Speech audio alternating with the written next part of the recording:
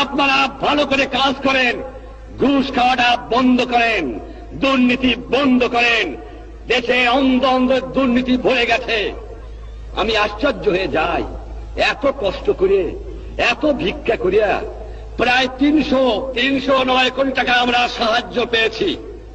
দুনিয়ার থেকে 309 কোটি টাকার সাহায্য, 167 কোটি টাকা আমি লোন করে আনছি, যা দিয়ে বাংলার মানুষকে বাঁচাতে চেষ্টা করেছি। 1 আনার বৈদেশিক মুদ্রা আমাদের হাতে আমরা পাই নাই 7 কোটি লোকের জন্য। কোথেকে আমি দেব?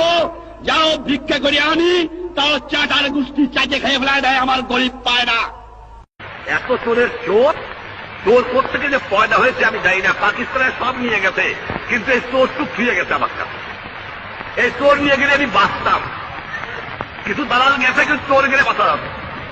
শতকরা 20 জন লোক শিক্ষিত, আমরা শতকরা 20 জন, তার মধ্যে শতকরা 5 জন লোক আমরা বলতে পারি আমরা শিক্ষিত।